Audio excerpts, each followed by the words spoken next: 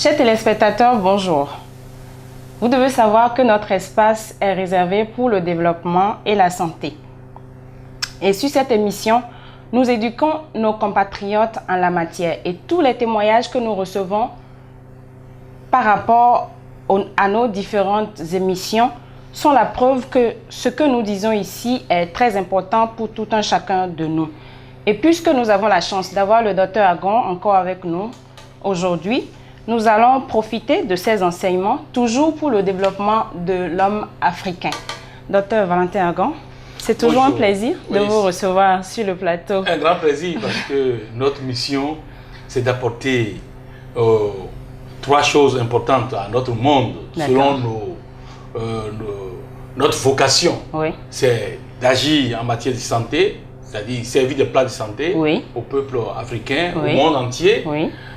Ensuite, servir des plats de développement au peuple africain, surtout, aux Béninois en particulier. Et enfin aussi, comme les gens le savent bien, c'est aussi apporter et travailler dans la bonne nouvelle de Dieu aussi. Et nous avons déjà eu la preuve qu'à chaque fois que les plats sont servis, les gens sont suffisamment rassasiés. C'est bien copieux en tout cas. Donc on va continuer avec notre thème du moment. Oui. Donc les obstacles au développement de l'homme africain. Non, de l'Afrique même. De l'Afrique. Nous avons déjà fini même de l'homme africain. D'accord, bon. Donc, on a déjà donné à l'homme africain tout ce qu'il faut pour se développer lui-même, pour pouvoir développer le continent. Son continent, l'Afrique, voilà. Et le Bénin en particulier. Le Bénin en particulier, bien sûr. Donc aujourd'hui, nous parlons de quoi? Nous allons parler aujourd'hui de la non-valorisation des recherches pour le développement de l'Afrique ou du Bénin.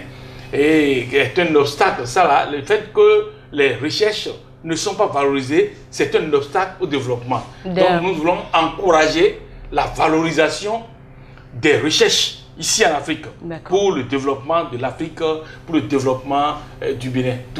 Avant de continuer, on a envie de savoir ce que c'est qu'une recherche. Ah, ok, merci beaucoup. La recherche, c'est le fait de ramener dans l'existence ce qui n'était pas.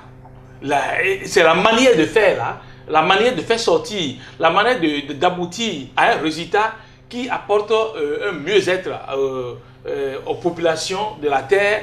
C'est ce processus-là qu'on appelle recherche.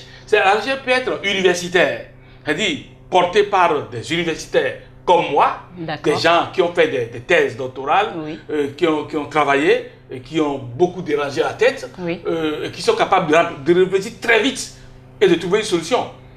Ou bien la recherche peut être de niveau bas, c'est-à-dire tout le monde peut faire de la recherche, mais pas une recherche organisée comme on le fait dans le cadre universitaire. Je peux faire une recherche? Oui, vous faites souvent de recherche. Même dans votre cuisine, vous faites de la recherche. Bien sûr, bien sûr. Partout, tout le monde fait de recherche. D'accord. Mais en matière universitaire, la recherche est documentée. La recherche est sanctionnée. Oui. Et c'est ça. Sanctionner ne veut pas dire qu'on a... Non, ça ne veut pas dire que c'est une punition. Non, pas du tout. Sanctionner, ça veut dire... et ça aboutit à un résultat, qui a été prouvé et tout le monde a apprécié. D'accord. Donc, sanctionner veut dire apprécier. Oui. On peut apprécier positivement ou négativement quelque chose. C'est ça qu'on appelle... par exemple, un diplôme, c'est une sanction de niveau. Bien sûr. Quand tu étudies à un niveau donné, on te donne une sanction. Vos études ont été sanctionnées par un diplôme. Très bien, voilà. C'est ça, exactement. Voilà, donc vous parlez de recherche à l'université, à la cuisine même. Donc ça veut dire qu'on peut avoir combien de types de recherche? Il y a plusieurs types de recherche. Mais en matière de recherche, il y a les recherches qui se font dans le haut lieu du savoir, c'est-à-dire où des grands technologues, des techniciens, des docteurs mènent des recherches. Ça, c'est autre chose. Il y a des recherches courantes que tout le monde fait. Tout le monde fait de la recherche, même le paysan, dans son champ, il fait des choses, il remarque des choses. Il pose des hypothèses, pas clairement comme on le fait à l'université, mais essaye de commencer quelque chose et de voir ses résultats. Déjà, c'est une recherche, ça va. Mais ici, aujourd'hui, je voudrais parler de la recherche. La recherche en tant que facteur de développement de l'Afrique, du continent africain, du Bénin, développement des pays, des territoires, la recherche en tant que telle. Et là, je voudrais situer les grands types de recherche qui favorisent le développement d'une nation. Vous voulez dire les recherches qu'il nous faut ici en Afrique, ou au Bénin par exemple? Bénin. Oui, au Bénin comme en Afrique. D'accord. Alors, premièrement, on parle de recherche pure. Ce sont ces recherches-là que l'on fait à l'université pour avoir des grades, pour écrire un article, ou pour réfléchir sur une situation. Et ça, c'est aussi de recherche. Mais qui n'aboutissent pas à des applications pratiques.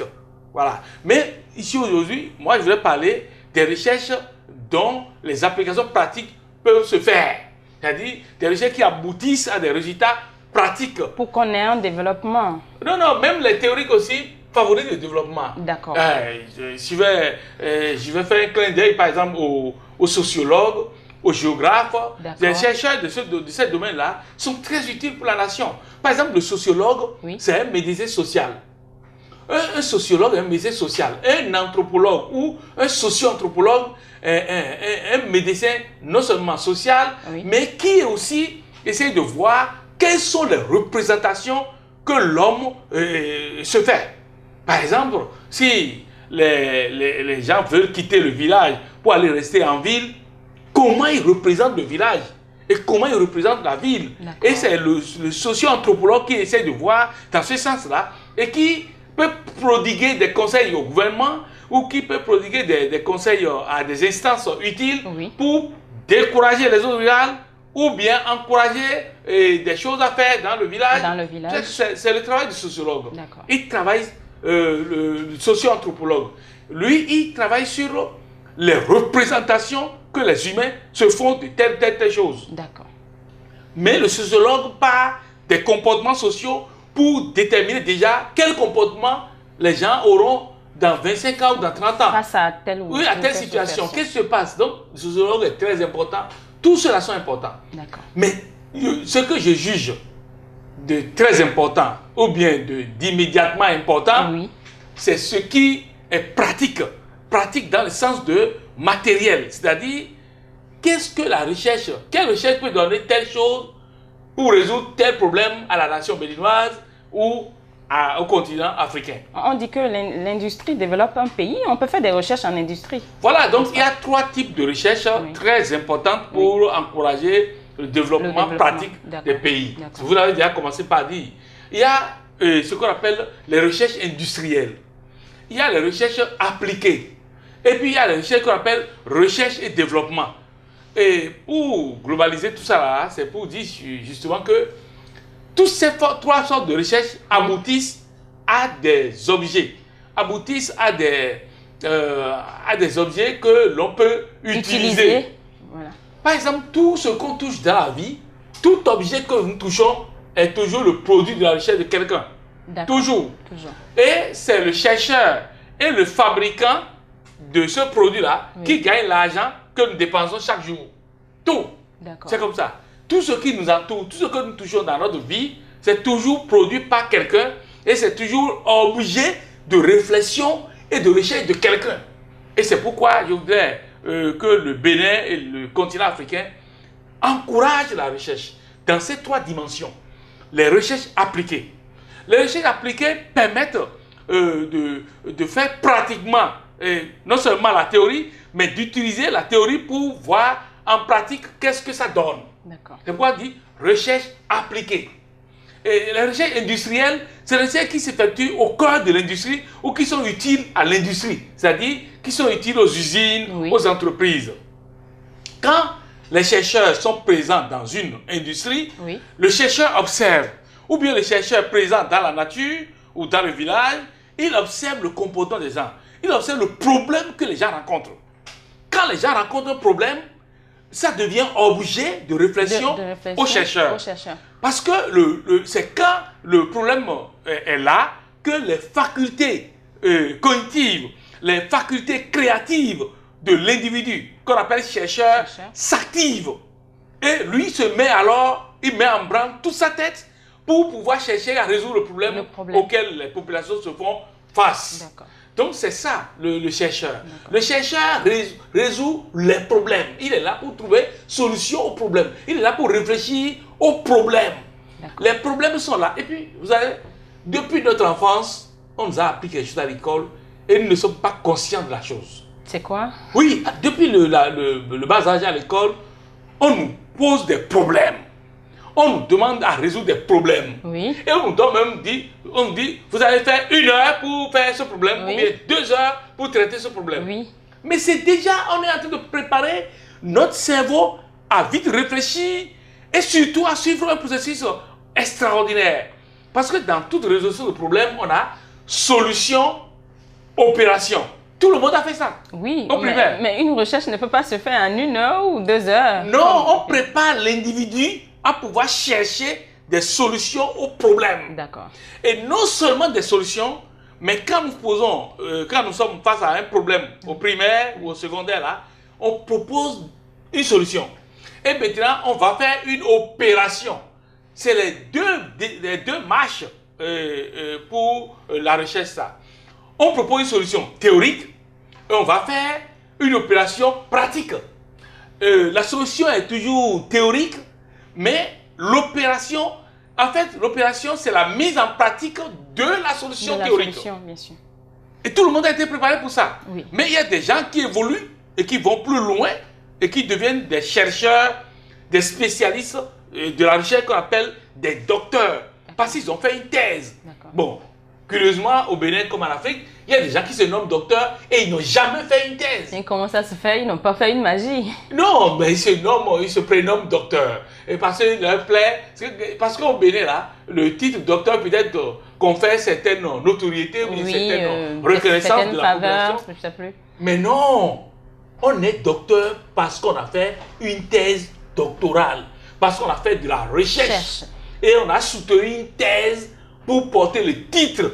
C'est un titre que l'université donne à quelqu'un qui a fini sa recherche doctorale et qui a été apprécié par un jury et on lui a accordé un grade. Voilà. Est-ce que c'est parce qu'il y a certains qui peuvent se lever, se nommer docteurs eux-mêmes que les recherches ne sont pas valorisées? On met finalement tout le monde dans le même panier, c'est ça? Ben, malheureusement, quand on dit docteur au Bénin, en parenthèse, quand on dit docteur au Bénin ou en Afrique, là, on pense d'abord aux médecins. Parce que le médecin, il a fait un doctorat en médecine. Et il est docteur en médecine. Mais il y a des docteurs en mathématiques. Par exemple. Il y a des docteurs en philosophie. Oui. Voilà. Vous êtes docteur. Moi, je suis docteur en médecine douce. D'abord, j'ai fait ma thèse en médecine douce. Et je réfléchis sur quelles sont les molécules que les plantes élaborent et comment je peux extraire ces molécules, comment ces molécules peuvent être utiles pour l'homme et comment je peux transformer ces molécules en médicaments. Voilà. Et ensuite, j'ai fait une thèse, et toujours au Canada, mais en développement régional, option industrie. Voilà. Donc, moi je suis doublement docteur. Vous êtes docteur 2 fois. 2 fois. En Allemagne, on allait m'appeler double docteur. Ah, d'accord. Voilà. Donc, mais c'est pas ça qui est fort aujourd'hui. C'est parce que moi, j'ai une tête qui étudie facilement. Oui. Je peux vous réciter mes leçons du CI ici ou du CE1. Donc, ma tête, tout ce que ma tête voit, ma tête garde. J'ai une mémoire extraordinaire que j'exploite vraiment. Oui. Voilà. Donc, quelque part, je suis un peu surdoué et tous mes professeurs le savent. Depuis le CI jusqu'à l'université, c'est toujours. Je suis jamais fatigué d'étudier ou de réfléchir ou de chercher une solution ou de me battre en matière intellectuelle.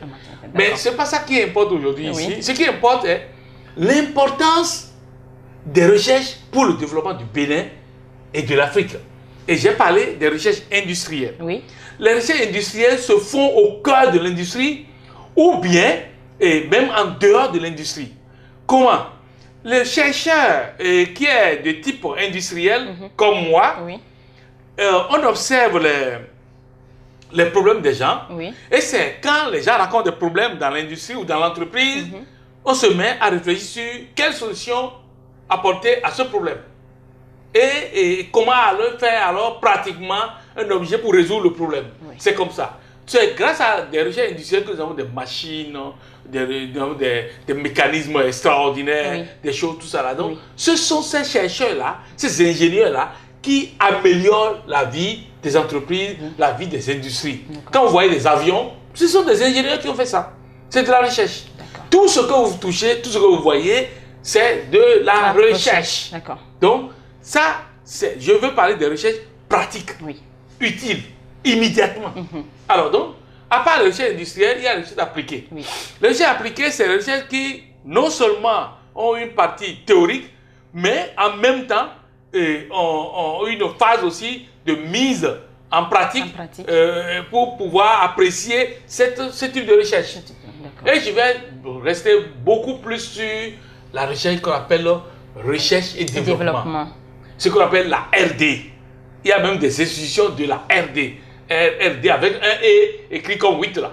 La RD. Oui, oui. Voilà, vous voyez ça souvent. Oui. Donc, quand on dit RD, recherche et développement, ça n'a rien avec le développement social. Tout, non, ça n'a rien avec le développement territorial, le développement d'un pays. Non. Recherche et développement veut dire réfléchir sur un problème, partir d'une idée et proposer à la fin de la réflexion un prototype qu'on va alors développer pour résoudre un problème pratique. Donc, toute recherche et développement aboutit toujours à quelque chose de pratique, à un prototype, à un objet, et l'objet sera développé par une industrie, et c'est ça qui nous permet d'avoir des caméras, des ordinateurs, des avions, des motos, tout, même des chemises, tout. Tout ça, c'est recherche et développement. Prenons par exemple le coton maintenant. Le Bénin fait partie des meilleurs producteurs du coton en Afrique. En Afrique, oui. Mais où sont les facultés de recherche ou bien les instituts de recherche sur le coton au Bénin? Où sont les chercheurs qui ne travaillent que sur le coton? Ah, je les cherche. Il n'y en a pas encore? Je ne sais pas. Il nous faut, puisque le Bénin produit du coton, nous devons avoir automatiquement des chercheurs consacrés à ça, au coton. D'abord, à l'amélioration de la culture du coton. Ensuite, des chercheurs chargés de réfléchir sur quelle qualité de paille ou de tissu on peut faire avec le coton. À partir de notre coton. Du Bénin. Oui. Donc, ça c'est de la recherche et développement. Si les chercheurs au Bénin essayent de voir ça, essayent de quitter l'idée de paille, d'abord partir du coton, jusqu'à faire réaliser des pailles, des tissus, et ces pailles vont même dépasser en qualité les pailles qu'on nous importe de l'extérieur ou de partout. Bien sûr. Parce que nous produisons la matière première. Parce qu'on aurait pris le temps de faire des recherches aussi là-dessus. Comment nous allons produire des matières premières et nous ne sommes pas capables de les transformer. Ça, c'est déjà un problème. Donc, il faut encourager la recherche dans ce domaine. Ça fait un. Oui. De deux, au plan alimentaire au Bénin, tout ce que nous mangeons, ça vient d'où? D'ailleurs. D'ailleurs. Et donc, c'est parce que les chercheurs béninois, les ingénieurs béninois ne veulent pas travailler dans ce sens. Il faut choisir un domaine. Prenons encore la santé. Regardez, dans une pharmacie là, il y a combien de produits béninois dans la pharmacie? La pharmacie contient combien de produits béninois? Et chaque médecin qui prescrit un produit doit se demander, je prescris ce produit, est-ce qu'il y a un similaire au Bénin? Et par exemple, si c'est le paludisme, est-ce que je prescris Api-Palu ou un autre produit béninois contre le palu? Il faut absolument que le médecin se pose cette question. Si le pharmacien vend un produit, il va se demander, je vends le produit de quel pays? Je développe quel pays? Mais c'est ça qui développe un pays. Un pays qui ne pense pas de cette manière reste sous-développé, consommateur des autres, et se précarise. Et regardera toujours les autres comme pays développés et nous autres sous-développés. Toujours en arrière. C'est la recherche qui améliore la vie humaine dans un pays. C'est la recherche qui améliore l'économie d'un pays. C'est la recherche qui améliore la capacité de défense et de résilience d'un pays. Un pays dont les chercheurs dorment, c'est un pays moribond. Un pays dont les chercheurs ne sont pas valorisés, les chercheurs ne sont pas reconnus, mais c'est un pays qui va rester sous-développé. Donc, La recherche est très importante pour le développement d'un pays. Sans recherche, c'est la mort, c'est l'inertie. C'est le fait de rester tel que l'on est. Non. D'accord. Pour rester dans votre logique, oui. Tout à l'heure vous disiez que pour les chercheurs qui sont déjà là, le peu de chercheurs qu'il y a, moi je me dis que c'est peut-être parce que, comme on le dénonce ici, ils ne sont pas valorisés. Donc les autres peinent à s'engager sur ce terrain-là parce qu'ils se disent de toute façon, on ne me reconnaîtra pas, on ne prendra pas au sérieux ce que je fais. Qu'est-ce que vous proposez pour que le peu de chercheurs qui sont déjà là puissent être valorisés pour motiver davantage ceux qui veulent venir sur le même terrain? Ok. Oui. D'abord, je salue tous ces chercheurs béninois et africains qui se battent tous les jours. Vous-même d'abord? Oui, même si on ne les reconnaît pas, même si on ne les valorise pas, je les salue, je les encourage à continuer. Mais d'abord, le premier conseil que je voudrais donner aux chercheurs, il ne faut pas être chercheur et rester dans ton coin. Le chercheur doit s'inviter sur la scène nationale, internationale et mondiale. Même si les gens, en vous voyant renflouer la mine, quand je dis renflouer la mine, c'est qu'ils ne sont pas contents parce qu'il y a même de la jalousie dans ça. Je ne parle même pas de la jalousie. Bon. Le chercheur doit s'inviter par sa recherche. C'est la qualité de la recherche du chercheur qui donnera de la valeur au chercheur. D'accord. Le problème est que le contexte n'est pas favorable parfois parce que le chercheur, je prends le chercheur béninois, quel est son salaire?